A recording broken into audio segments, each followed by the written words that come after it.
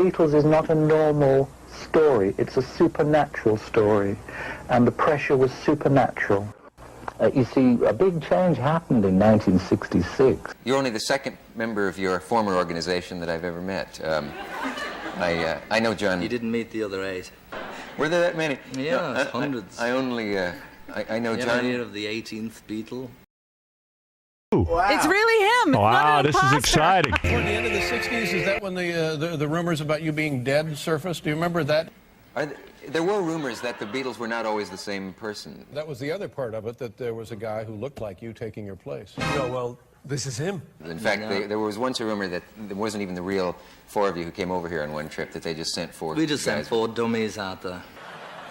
Is it him or a very good double? What was the other one? Oh, that you actually were all bald and that had no hair, and that you would, that was so you could go out in the street and not It's be all recognized. truth. Let's take a little march through time. Let's take a little march through time. Bird's eye frozen orange. Delicious frozen orange juice, what your family's drinking now. Tastes better than what I'm drinking now. New from Bird's Eye. And at the end of the track, they were just dumbfounded. They could never, ever believe what they just heard.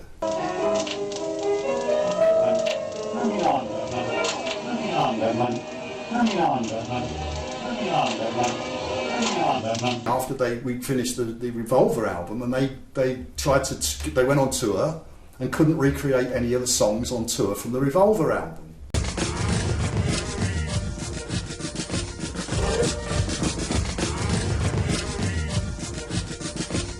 And we're going to make an album that's going to have sounds on it and things on it that no one's ever heard before. And they were different, you know. It was like anti-establishment. We all know why John can't be here, and I'm sure he would be, and it's hard really to stand here supposedly representing the Beatles. It's what's left, I'm afraid. But we all loved him so much, and we all loved Paul very much.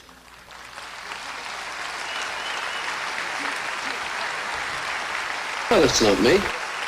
No, I'm not him. Well, I want to know what's looking at me, really. You know, I'd like to check it out. There he is. You don't have to. They always say you don't have to worry about what cameras are. Big Brother is watching you. Whatever.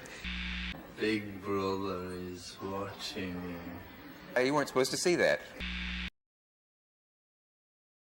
Can't touch this. Let's take a little march through time. Then suddenly it all took off. Beatlemania happens. Now, we know what the pressures were for them, for the lads. What fascinates me was what were the pressures for you as the married woman involved? Suddenly being whisked from Merseyside to eventually, anyway, mansions like the one you had in Weybridge, suddenly having Rolls Royces, suddenly having staff. How did you, as an ordinary lass from Liverpool, handle all that? Not very well. A world that is totally alien to you. And it was a difficult time. When and why did things start going wrong, Cynthia? They started going wrong during the time of the creeping in of drugs. And then certain areas of people, or certain people that would infiltrate into the group. I'm a friend of Sarah Connor. Infiltrate, because that's what happens. If you're vulnerable, and we were all vulnerable at that time, then the pressures get too strong, too big. As far as John and I were concerned, that was when it all started to disintegrate. Is it one of your regrets then that you couldn't do more to stop him getting involved with drugs and those infiltrators who, according to your account, were responsible anyway for things going wrong? I wasn't strong enough to get rid of these people and to kick them out. I mean, I saw them coming in, and I saw them getting involved in our lives, becoming involved in our lives. They were in this sort of circuit of showbiz and pop music, and they slotted in somehow. They were like chameleons that fitted into a situation in life that, if you've never seen them before, you don't appreciate it. Eventually, of course, John met Yoko Ono. Yoko sat in that very chair. I have like my version of the story. Is there a slight undercurrent of hostility between you and No. another member?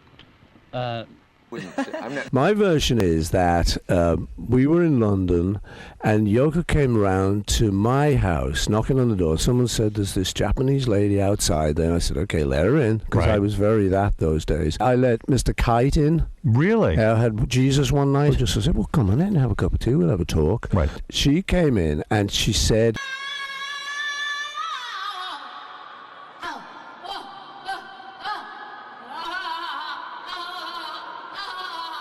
and I thought immediately, I don't really want to do this. But I just thought, you said, but my friend John might.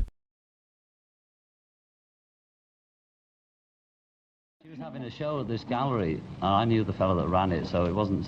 It's a bit embarrassing being a Beatle anyway, going into a shop, never mind going into a gallery, because they either all leap on you thinking, oh, he's another We were in like London, and Yoko came round to my house. And I had a bit of a hang-up about art too, having been to art school, and disliked the sort of attitude of the so-called artist, you know. So anyway, I finally got to this show, and she had all these things on, like all these like hammer nail things, and that clock there, you listen to it to a stethoscope, all the things. And at first I reacted like a mug, you know, like the ones that were saying they don't get a badge, you know. I was thinking, haha, don't fool me with all this junk, you know. So then there was this ladder and a thing on the ceiling. So I climbed the ladder, and on the ceiling it said, yes. You see, so I thought, oh, I agreed then. It's okay, you know. I mean, it's like those jokes, while you're looking at here, you're dribbling down your trousers, nothing. I mean, it's all sort of connected. I mean, she didn't know who I was. But I just thought, you said, but my friend John might. She didn't know who I was, and was saying, do you like to hammer a nail in? It's 5 shillings. That was how we met, actually. Right. And that's my recollection, that I then said, and he lives here, and she went to see him.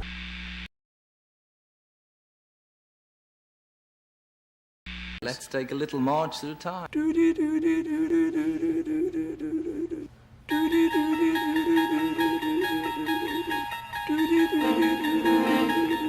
just frighten me. If you and John and Yoko do meet, though, you're not really gritting your teeth. No, we're good friends. Yeah.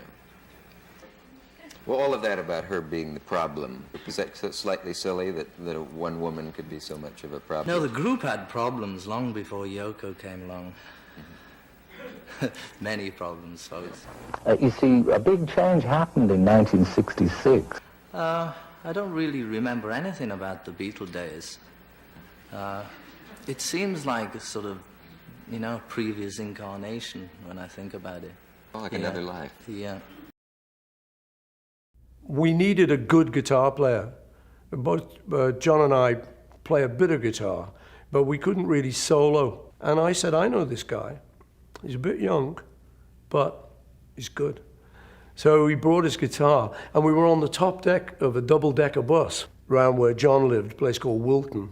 And John said, well, go on, and let's see you play. I said, go on, get your guitar out. So George unpacked his guitar, got it out, and he played this thing called Raunchy. I don't really remember anything about the Beatle days. I mean, that's what happened, and it was good, you know, it was good, but it was also good to carry on, do something else. In fact, it was a relief. You know, there's a time when people grow up and they leave home or whatever they do, and they go for a change, and it was really time for a change. You don't actually read or write music, do you? No. But they always talk about you as the real musician of the group, and if you haven't studied music, what do they mean by that? Probably because I didn't smile so much. Just a rumor, yeah. There's still something about the idea of this, you know, Big Brother and all them people tuned in. Okay, what's he gonna say? We have to take a station break. You just talk and I'll watch. Is this something new? Everyone gets fresh squeezed orange juice but me? Like the leading frozen orange juice. Think it's closest to fresh. Fresh, the #1. How about some new Orange Plus for your old dad? And sell some more oranges. Fancy that. Well, no, this isn't one, actually. Don't try to go back in this one. This is not it. And that's one of the things that makes it hard to do this. So, right? Right. Oh, okay. Let me ask you, this tremendous... George. when we took the notorious wonder drug LSD, it was, we didn't know we were having it. John and I had this drug, and it was given, we were having dinner with our dentist, and he put it in our coffee and never told us, and we never heard of it. When and why did things start going wrong, Cynthia? They started going wrong during the time of the creeping in of drugs, and then certain areas of people, or certain people that would infiltrate into the group. You see, a big change happened in 1966. It's a supernatural story. I was scared, you know. I thought, we've fucking had it now.